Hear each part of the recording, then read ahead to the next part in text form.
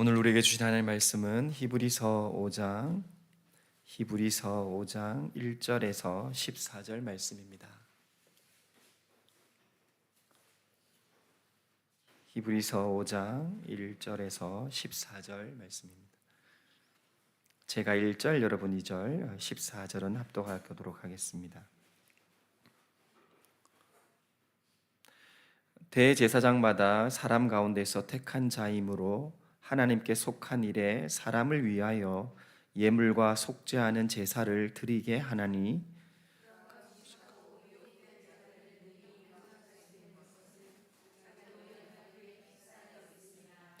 그러므로 백성을 위하여 속죄제를 드림과 같이 또한 자신을 위하여도 드리는 것이 마땅하니라.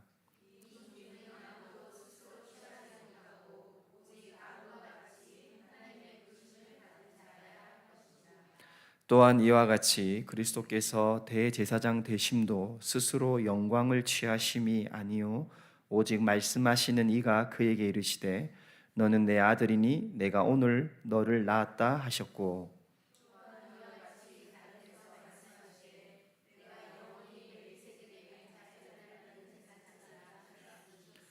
그는 육체에 계실 때에 자기를 죽음에서 능히 구원하실 이에게 심한 통곡과 눈물로 간구와 소원을 올렸고 그의 경건하심으로 말미암아 들으심을 얻었느니라.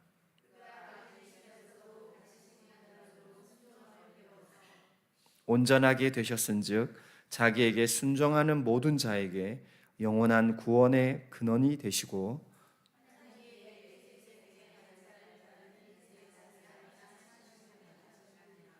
멜기세덱에 관하여는 우리가 할 말이 많으나 너희가 듣는 것이 둔함으로 설명하기가 어려우니라.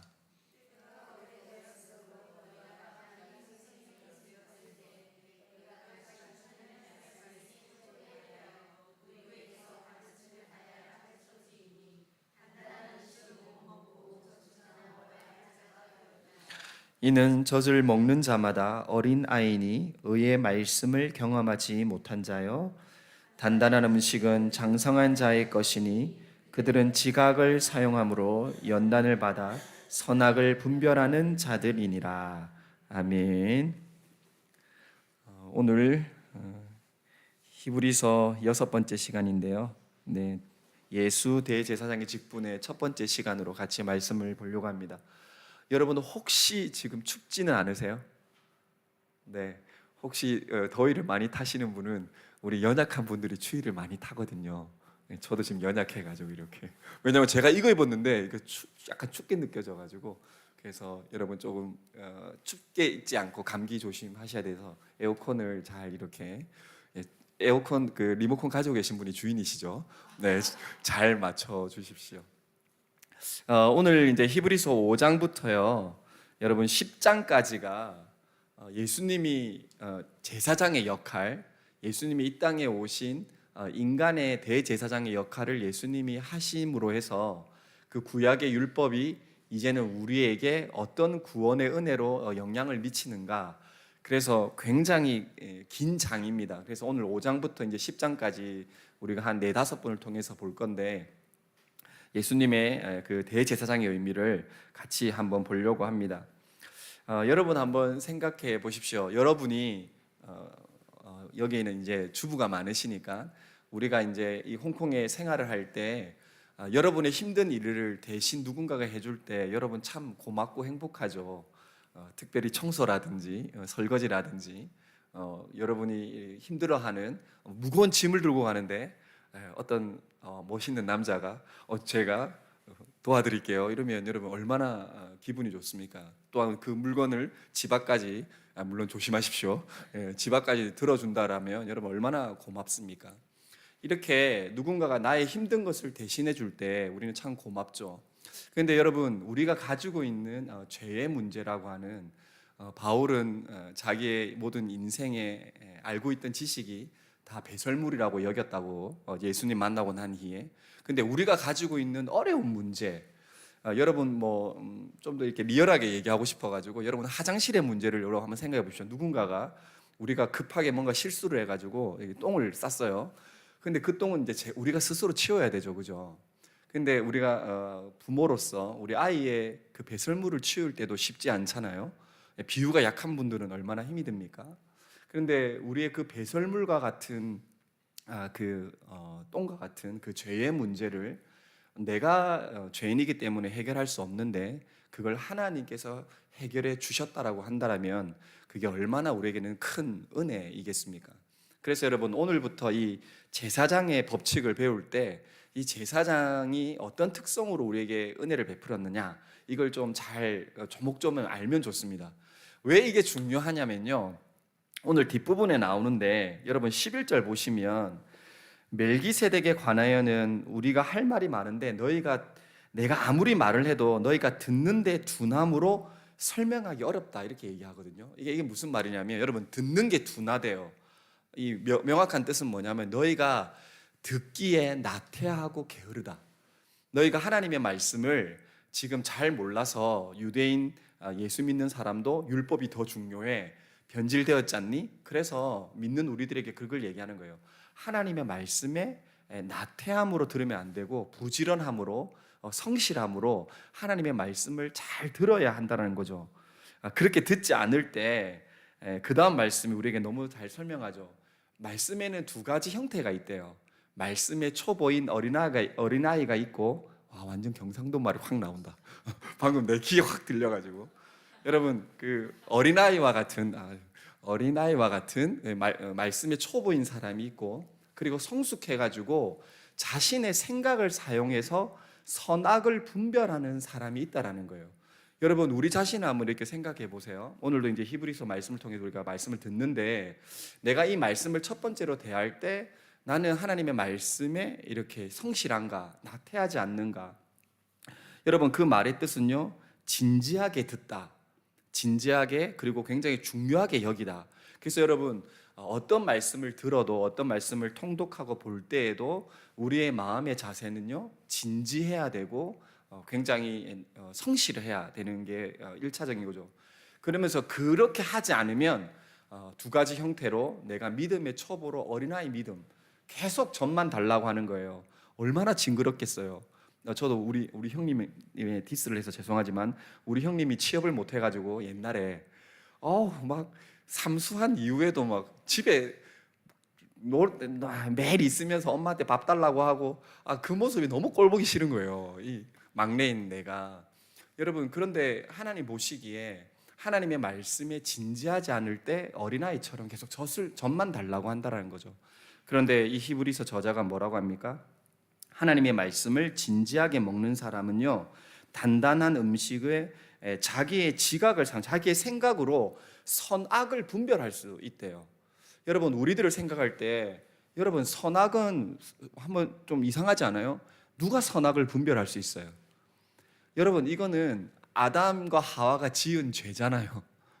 그 마귀의 사단의 유혹으로 선악을 분별하고 싶어가지고 선악과를 먹었는데, 그런데 뭐라고 한다 히브리서 저자가 하나님의 말씀을 잘 먹는 사람은 아담과 하와가 범죄했던 그 죄악의 모습이 아니라 하나님이 기뻐하시는 선악을 분별하는 지각으로 바뀌어진다는 거예요. 와우, 이게 바로 예수 믿는 사람의 본질의 회복이에요. 본질의 회복. 예수를 믿지 않으면, 하나님이 나의 성령으로 역사하지 않으면 우리가 판단하는 일은 선악의 죄악된 일인데, 그것이 성령의 은혜로 내가 생각을 했는데 그게 선악을 분별하는 일이 된다는 거예요.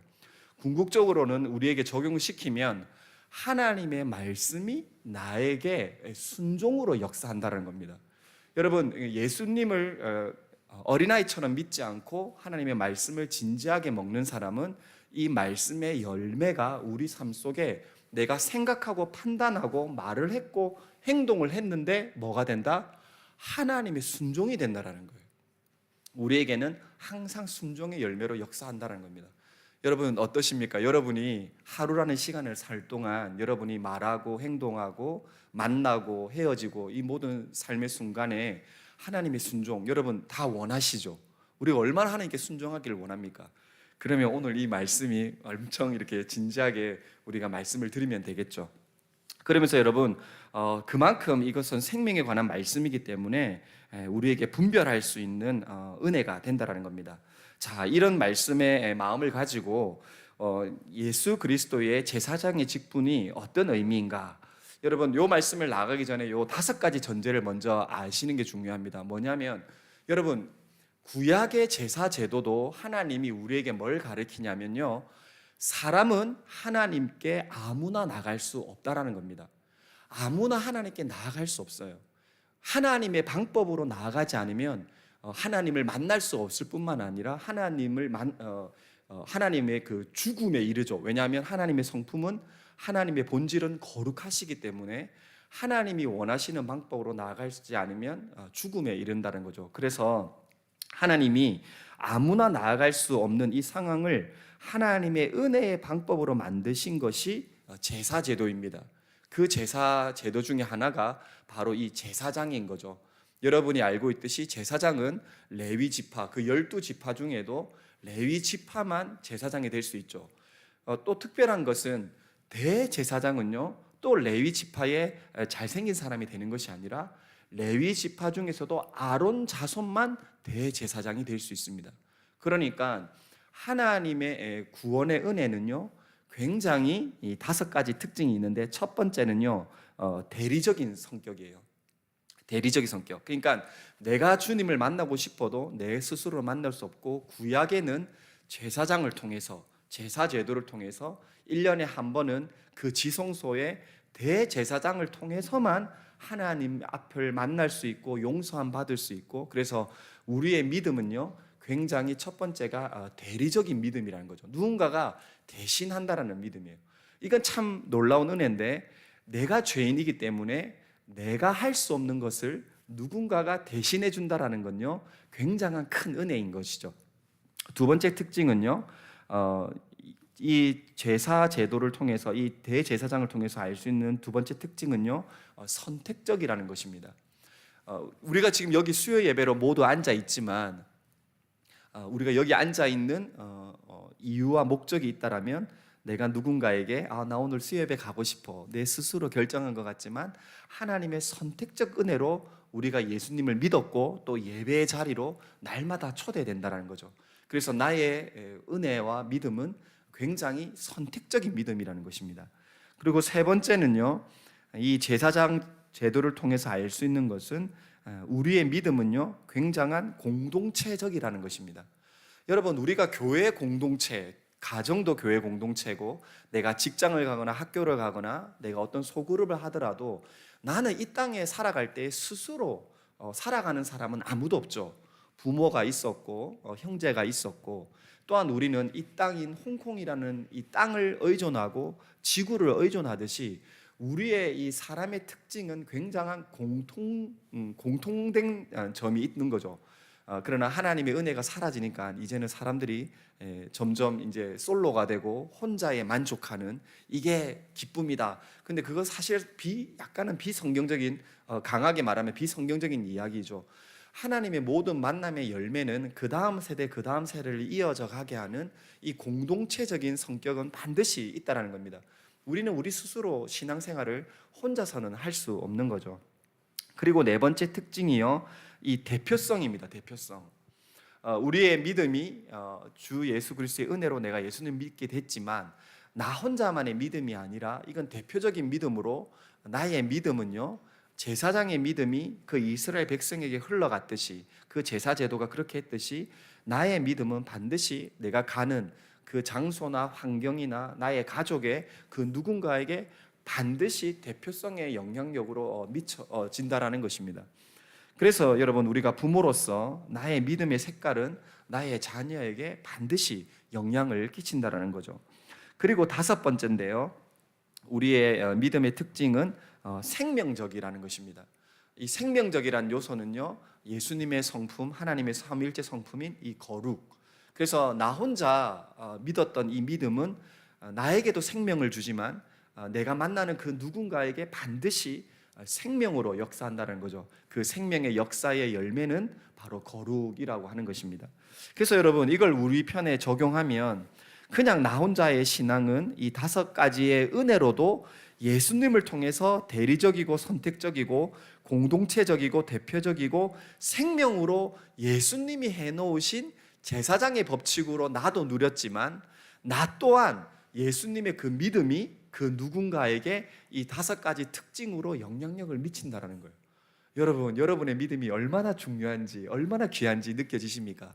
옆에 사람한테 얘기합시다. 너의 믿음은 보통이 아니야. 너의 믿음은 보통이 아니야. 내 믿음 작은 거 아니거든.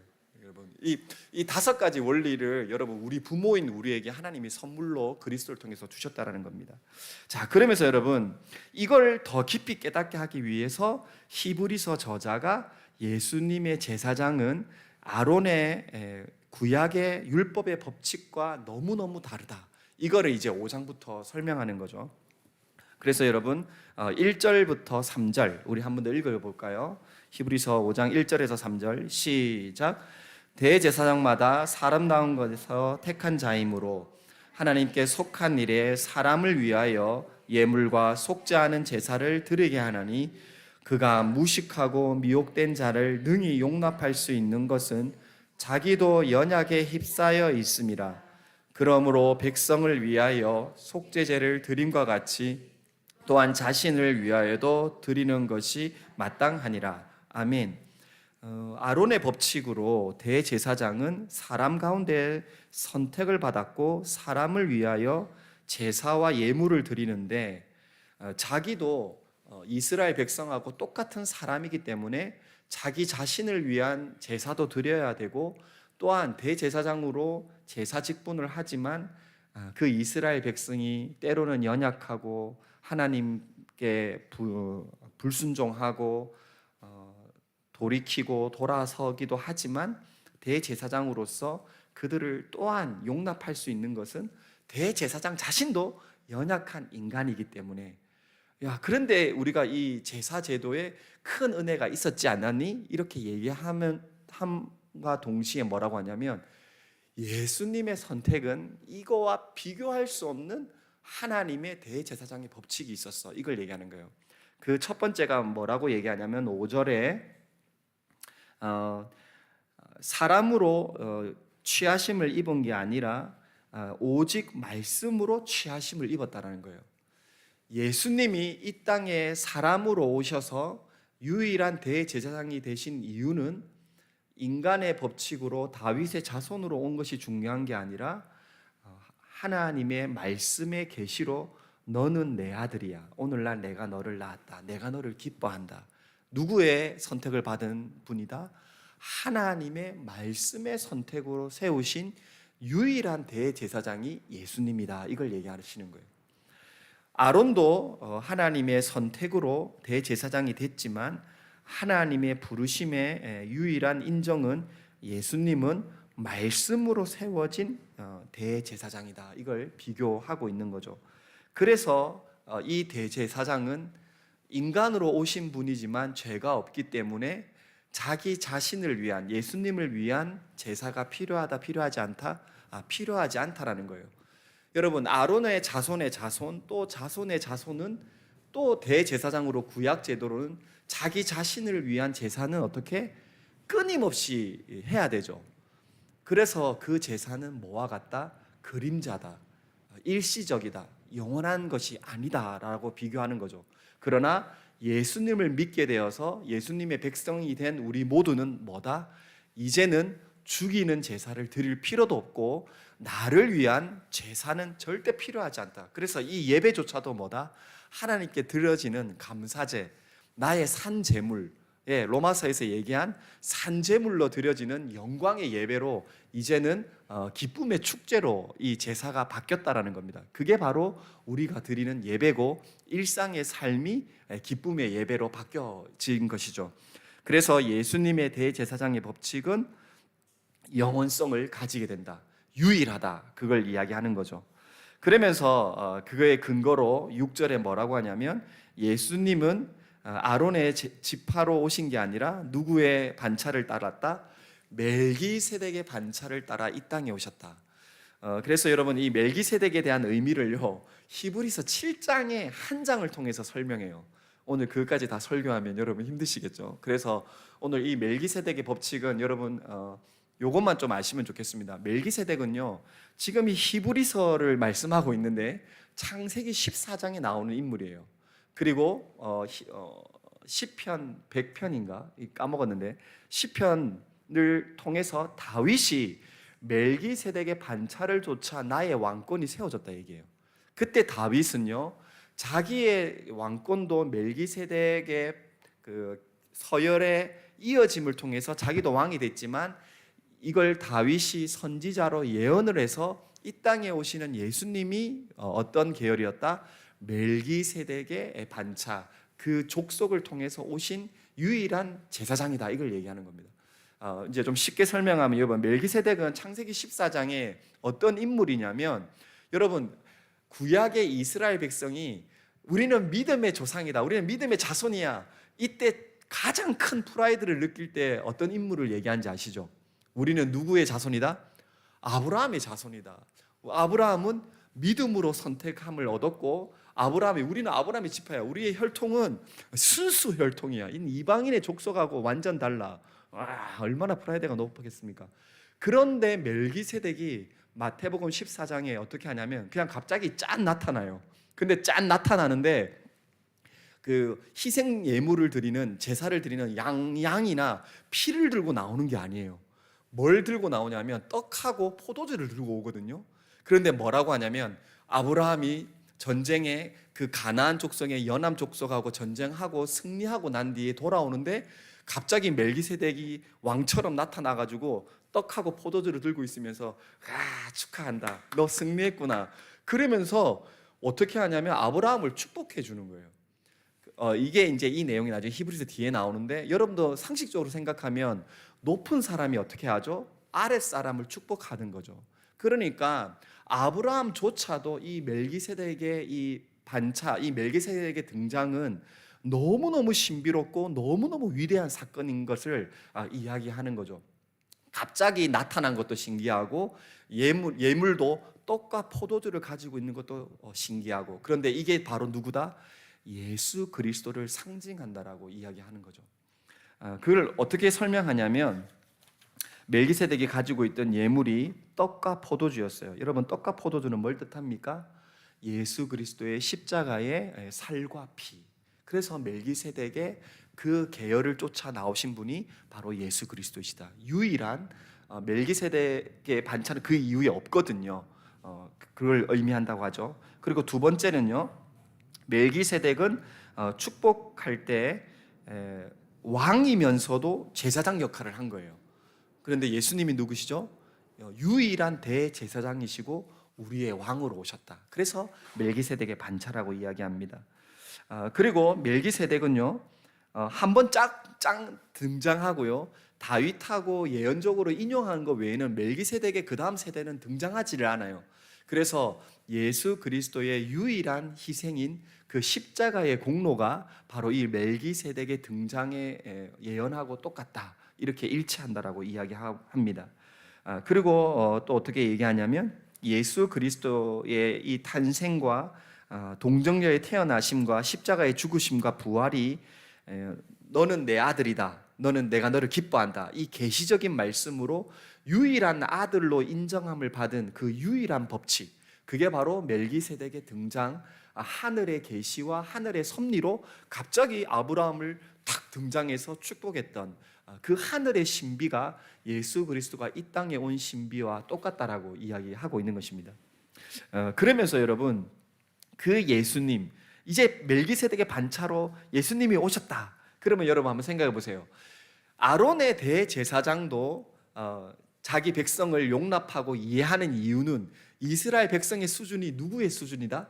아론 자신의 수준이었죠. 그러면 여러분 예수님이 이 땅에 오셨어요. 그러면 예수님은 누굽니까? 하나님이시잖아요. 그러면 하나님이 우리를 대우할 때 어떻게 대우하셔야 돼요? 하나님의 기준으로 우리를 대우하셔야 되잖아요. 그럼 우리를 어떻게 하시겠어요? 나 거룩이야, 너희 거룩하니? 난 죄가 없어. 너 죄 없니? 너 죄 있는 사람은 심판과 죽음이야. 그건 너 죽어야 되지. 우리를 이렇게 대우하셔야 되잖아요. 예수님의 수준으로. 그런데 예수님이 우리를 어떻게 대우하셨냐면 여러분 오늘 말씀 7절, 8절, 9절입니다. 우리 같이 한번 읽을까요? 7, 8, 9절 시작. 그는 육체에 계실 때 자기를 죽음에서 능히 구원하실 이에게 심한 통곡과 눈물로 간구와 소원을 올렸고 그의 경건하심으로 말미암아 들으심을 얻었느니라. 그가 아들이시면서도 받으신 고난으로 순종함을 배워서 온전하게 되셨은즉 자기에게 순종하는 모든 자에게 영원한 구원의 근원이 되시고. 아멘. 예수님이 우리를 어떻게 대우하셨다? 하나님의 그 깊은 사랑으로 예수님 하나님 되심의 성품으로 우리를 대우하신 게 아니라 구원하실 이에게 통곡과 눈물과 간구와 소원을 가진 모습과 기도로 우리를 섬기셨다는 거예요. 예수님이 어떻게 우리를 위해 너무너무 낮게 통곡과 눈물로 우리를 섬기셨다는 거예요. 지금도 하나님 우편에서 우리의 기도의 중보자가 되신다. 그것까지 의미하는 것이거든요. 여러분 여기서 7절에 심한 통곡과 눈물과 간구로 소원을 올렸다라는 말은요, 예수님이 가지고 있는 뜻으로 이 뜻대로 하나님 들어주세요 이렇게 기도한 게 아니라는 거예요. 하나님의 뜻대로 이 백성을 용납해 달라고, 하나님의 뜻대로 내가 십자가 지어서 이 죽어가는 이 죄밖에 없는 이 지옥 형벌밖에 없는 이 백성을 하나님의 뜻 때문에 어떻게 자신의 순종을 일으켜서 기도하셨다는 거예요. 우리에게 뭘 가르쳐 주는 겁니까? 예수님이 어떤 대제사장이냐, 자신의 죄 없다함으로 자신 있게 십자가에 죽은 게 아니라 죄밖에 없는 우리를 위해서 자신의 희생과 자신의 뜻까지 다 복종하시면서 순종함으로 십자가에서 우리를 대신해서 죽으셨다는 거예요. 기도하셨다는 거예요. 그렇다면 우리에 있는 대제사장은 우리가 가지고 있는 고통, 고난, 두려움, 내 자식의 문제, 나의 아픔의 문제, 나의 모든 그 현실 속에 누군가에게도 얘기할 수 없는 그 공허함과 어려움 어떻게 하신다? 주님이 십자가에서 동일하게 느끼셨던 그 마음으로 우리와 함께 하신다는 거예요. 우리를 이해하신다는 거예요. 지금도 우리에게 우편에 계셔서 기도하신다는 거예요. 뭘? 성령의 역사만을 간구하신다는 거예요. 누굴 위해서? 나를 위해서. 우리 주님은 십자가만 통해서도 나에게는 완벽한 은혜인데, 온전하신 건데 지금도 하나님의 우편에서 나를 위해서 그렇게 해주신다는 거예요. 어떤 자들에게? 자기도 순종함으로 아들 되심의 그 온전함을 이루었듯이 자기에게 순종하는 모든 자에게 어떻게 이 구원의 은혜와 이 믿음의 은혜가 혜택이 이루어진다는 거예요. 여러분, 이게 구원입니다. 이게 은혜입니다. 어떠한 행위의 법칙이 아니라 믿음의 법칙으로 어떠한 사람에게 차별 없이 임하시는 하나님의 완벽한 은혜, 그걸 누가 얻었다? 우리가 얻었다는 거예요. 우리가 얻었다. 그래서 어떻게 우리가 기도할 때 하나님이 그렇게 기도를 들으신다는 거예요. 여러분 우리 10절 한번 더 읽을까요? 10절 시작. 하나님께 멜기세덱의 반차에 따른 대제사장이라 칭하심을 받으셨느니라. 아멘. 여러분 이게 우리의 아버지세요. 우리의 대제사장이세요. 우리는 이제 우리 앞에 누군가가 필요하지 않는 거예요. 우리와 같이 말씀을 나누는 목사님이 필요하고 사역자가 필요하고 교사가 필요하고 내 자녀가 필요하고 나의 직장과 학교와 그 모든 환경이 내 육신과 내 영혼의 필요성이 있지만 우리의 유일하신 대제사장이 그 모든 환경 가운데 나에게 모든 것을 채우신다는 거예요. 하나님의 깊은 뜻으로 나의 모든 것을 채우신다는 거예요. 자, 그러면서 여러분 오늘 말씀에 적용을 좀 나아가고 싶은데, 여러분 이 말씀을 아는 자와 모르는 자, 이 말씀을 믿는 자와 믿지 않는 자가 아까 어떤 수준으로 분류된다 그랬어요? 어린아이의 수준의 말씀의 초보자, 그러나 이걸 알고 믿고 성숙하게 말씀을 몸부림치는 자는 하나님의 선악을 분별하는 자, 성숙한 자가 된다 그랬죠. 여러분, 여러분의 성숙한 자, 분별한 자, 내가 하나님 앞에 그런 성숙한 자이다, 이걸 어떻게 알 수 있을까요? 그 적용 말씀이 6장 1절에서 3절 말씀입니다. 우리 한번 읽겠습니다. 히브리서 6장 1절에서 3절 시작. 그러므로 우리가 그리스도의 도의 초보를 버리고 죽은 행실을 회개함과 하나님께 대한 신앙과 세례들과 안수와 죽은 자의 부활과 영원한 심판에 관한 교훈의 털을 다시 닦지 말고 완전한 대로 나아갈지니라. 아멘. 여러분, 우리가 분별력이 있다, 선하게 하나님의 말씀에 순종하는 사람이다, 그러면 내 안에 어떤 일이 일어난다고요? 여러분, 첫 번째, 행실의 문제가 아니라 날마다 회심이 일어난다는 거예요. 내가 주님의 말씀을 볼 때마다, 하나님의 말씀을 들을 때마다, 사람을 만날 때마다 나의 낮아짐, 주님의 높으심, 예수님의 대제사장의 그 완벽한 구원의 혜택을 입은 내가 날마다 내 안에 회개가 일어난다는 거예요. 이게 바로 분별력이 있는 성숙한 믿음의 1차적인 특징이라는 거예요. 여러분, 두 번째는 뭡니까? 여러분, 세례들과 안수와 죽은 자의 세례들이에요. 세례. 여러분, 세례는 뭡니까?